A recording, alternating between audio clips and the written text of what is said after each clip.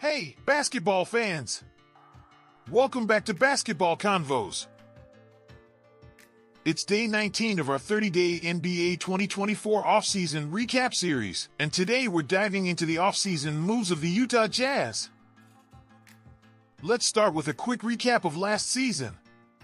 The Utah Jazz finished with a 31-51 record, landing them the 12th seed in the Western Conference. Unfortunately, it wasn't enough to secure a playoff spot, and the Jazz found themselves on the outside looking in. The team struggled with consistency, especially on the defensive end, and couldn't find a rhythm in a competitive conference. Despite these challenges, Lauri Markkanen was still a bright spot, and trading for John Collins last season seems to be a nice bet they made. The franchise has a lot of questions to answer going forward, and they're taking steps in their rebuilding process. Now, let's get into the offseason moves. The Jazz made some bold decisions to reshape their roster and build for the future. The biggest move? Re-signing Lauri Markkanen to a massive 5-year, $238 million deal. This move solidifies Markkanen as the cornerstone of the franchise, and after the 2 seasons he had, it's well-deserved. Amid some offseason's trade rumor, the Jazz ended up seeing him as their guy moving forward. They also offered Johnny Juzang on a 4-year, $11.4 million deal. Juzang showed promise end of last season, and the Jazz are betting on his continued development. In free agency, the Jazz brought in Drew Eubanks on a 2-year, $9.8 million deal from Phoenix.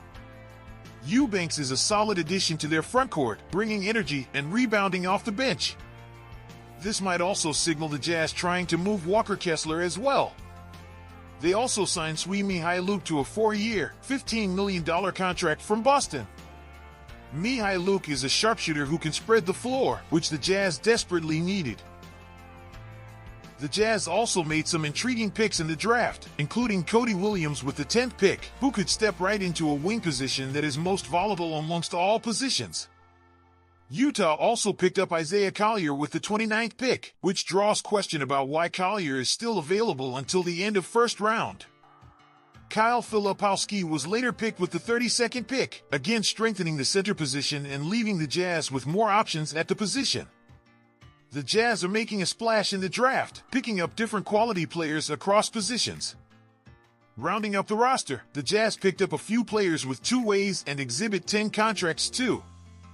They all have the potential to develop into key contributors in the years to come.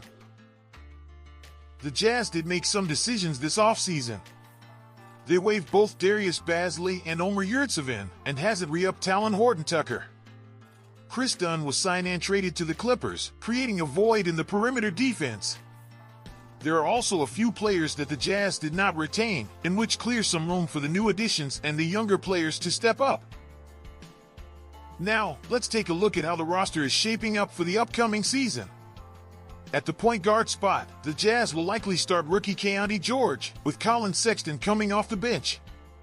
Sexton is a spark plug who can provide instant offense and is pesky on defense, while George will be given the reins to develop as the lead guard, though his consistency remains a concern.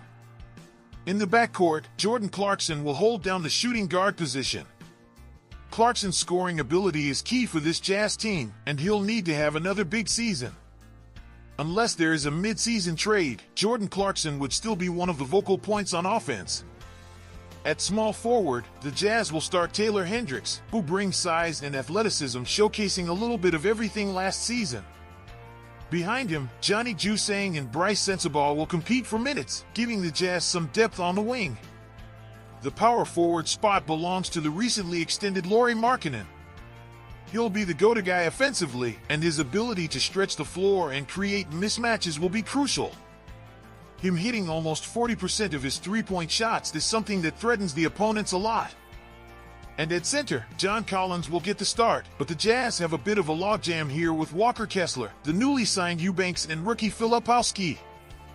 Kessler, in particular, is an interesting piece. He showed flashes and could develop into a dominant defensive force, but his limited offensive skills make it tough for him to thrive in Jazz's system.